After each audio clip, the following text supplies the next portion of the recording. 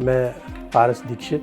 बहुत सारे private sector में काम करने के बाद ये महसूस हुआ कि मुझे कुछ ऐसा करना चाहिए जिससे कि बजाय एम्प्लॉयमेंट सीकिंग के हमें एम्प्लॉयमेंट जनरेशन के बारे में सोचना चाहिए। और उस दिशा में काम करते हुए 2004 में पारस ग्रुप के रूप में आज organic, inorganic fertiliser, bio fertiliser और इंटरलॉकिंग टाइल्स के क्षेत्र में अब मैं आगे कार्य कर रहा हूँ। और इससे अपने और अपने परिवार के सदस्यों के साथ साथ नवयुवकों को भी ये प्रेरणा दी है कि वो आगे कार्य कर सकें।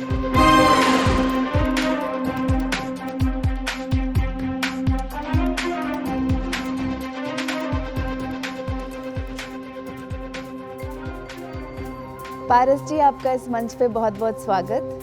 अपने बारे में थोड़ा बताइए, अपने काम के बारे में, और ये जो ईंटों का बिजनेस कर रहे हैं, क्योंकि ये बहुत ही पुराने ज़माने से चले आ रहा है, तो इसमें आप क्या नया कर रहे हैं, ये हमें थोड़ा संक्षिप्त में बताइए। मैं एक ऐसे परिवार से बिलोंग करता हूँ जहाँ उद्योग के बारे में सोचना ये संभव नहीं है। मेरा जन्म एक बहुत ही निर्धन परिवार में उत्तर प्रदेश के इटावा ज़िले के ग्राम बनकटी बुजुर्ग में हुआ था। मेरी 4 सिस्टर बड़ी हैं और 2 भाई बड़े थे।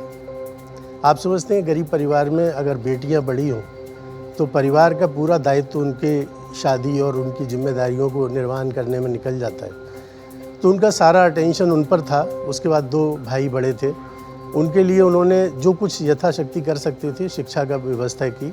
तो गाँव में मेरा जूनियर हाई स्कूल था, 8th क्लास तक की शिक्षा थी। अच्छे मार्क्स से मैं पास हुआ और सारी शिक्षा मैंने फिर अपने काम के साथ शुरू की। इंटरमीडिएट में ही मुझे एक मौका मिला, हमारे यहाँ एक एग्जीबिशन लगती थी, एक स्टॉल लिया और वहाँ पर टी स्टॉल लगाया। ये कौन से एज की बात है जब आपने चाय का ठेला लगाया? ये 79 में 18 ईयर्स का था। आप 18 साल के थे तब आपने 1976 में चाय का ठेला लगाया। जी जी, बड़ी इंटरेस्टिंग स्टोरी सर। और वहाँ पर मेरी मुलाकात हुई जगदीश अरोड़ा जी से। उनकी एक सेफ बनाने की इंडस्ट्री थी जहाँ तिजोरी और अलमारियाँ बनती हैं, स्टील अलमीरा। तो उन्होंने कहा कि बेटा तुम ये सब काम कर रहे हो, तुम पढ़ रहे हो, ग्रेजुएशन कर रहे हो, तुम क्यों नहीं जॉब करते हो हमारे साथ? तो मैं कैसे कर सकता हूँ, मुझे कौन जॉब देगा? तो उन्होंने कहा नहीं, कल से तुम ये हमारा जैसे ही एग्जीबिशन ख़त्म होती है आप हमारे पास आइए और हम आपको जॉब देंगे। तो मेरी पहली शुरुआत हुई और मैंने अरुण शिप इंडस्ट्रीज़ में एज ए वर्क सुपरवाइज़र वहाँ पर काम शुरू किया और 80 तक मैंने काम किया, 81 में। और 81 के बाद फिर डिफरेंट टाइप ऑफ इंडस्ट्रीज़ में लखनऊ, दिल्ली आया। दिल्ली में डीप फ्रीज़र और कॉफ़ी मशीन की इंडस्ट्री में काम किया। उसके बाद फिर मुझे हॉटलाइन टीवी के वुडन कैबिनेट यूनिट में यूनिट इंचार्ज काम करने का मौका मिला, मैंने वो किया। और उसके बाद मैंने आरसीसी पाइप्स की एक इंडस्ट्री में काम किया जहाँ मुझे सीमेंट और कोर्स एग्रीगेट, फाइन एग्रीगेट का काम करने का मौका मिला। कितने साल के सर आप? मेरी 61 हो रही है। सर जवान इंस्पिरेशन सर। आप में 61 नहीं सर, 40 साल के लगते हैं। बिल्कुल। हाँ, मतलब आपका जो माइंड इस तरह से काम किया है कि आपका पूरा फिजिकली भी आप यंग लगते हैं। मैं सर इसी में अभी मुझे और कुछ करना है, इसलिए अपने आप को अभी भी मैं यंग ही रखता हूँ। क्योंकि मुझे लग रहा है कि जीवन का जब तक आपकी सांसें भगवान ने दी हैं तब तक आपको कुछ न कुछ समाज के लिए करना है।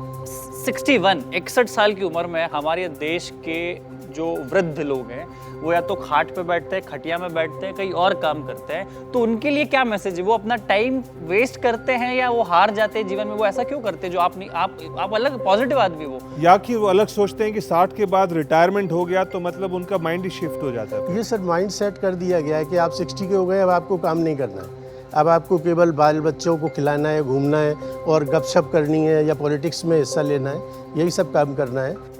मैं अभी तक माइक्रोन्यूट्रिएंट फर्टिलाइज़र्स और जो कृषि रक्षा रसायन है, पेस्टिसाइड्स, वो बनाता हूँ। सीड्स का बिजनेस, चूँकि एक ही जगह सारे डीलर्स को चाहिए होता है, एक कम्पैक्ट जो मांगते हैं उनको पूरी चीज़ देने के लिए अभी मैं सीड में डेवलप कर रहा हूँ। और 2020 में जब ये कोविड आया उस समय मुझे लगा कि अब ये सारी चीज़ें बंद हो रही हैं, सब कुछ बंद था, कोई काम नहीं चल रहा था। तो लगा कि अब जो छोटा वाला बेटा है उसके लिए हम इंडस्ट्री को ऐसी सोचें कि जो हमारे आगे आने वाले एंटरप्रेन्योर हैं जो करोड़ों रुपए नहीं लगा सकते हैं, उनको फंडिंग नहीं होगी तो वो काम कैसे करेंगे। इसलिए मैंने ये विचार किया कि ग्रामीण क्षेत्र में, चूँकि मैं गांव से आता हूं, मैंने वो परेशानियां देखी हैं कि गांव में आप बरसात में निकल पाना मुश्किल हो जाता है, स्ट्रीट भी नहीं बनती है, प्रधान लोग वैसी कच्ची ईंटें जो आती हैं ट्रेडिशनल ईंट, उसकी सड़क वड़क बना देते थे, वो चलती नहीं थी। और जो तारकोल की सड़क है वो कभी पानी में चल नहीं सकती, वो जहाँ तारकोल की रोड होती है अगर उस पर वाटर लॉगिंग होगी तो वो टूट जाएगी।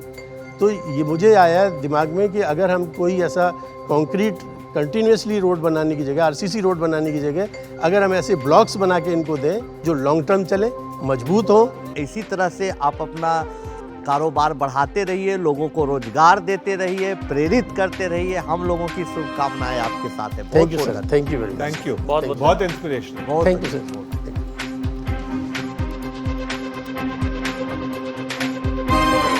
सीमेंट ईंट निर्माण, इसका बाजार 23.77 लाख करोड़ रुपए का है। औसत लाभ मार्जिन 15 से 20% के बीच। ईंट सीमेंट कारोबार में छोटे मझोले उद्योगों के लिए credit guarantee fund scheme CGMSE, CLCSS और PMEGP की मदद मौजूद।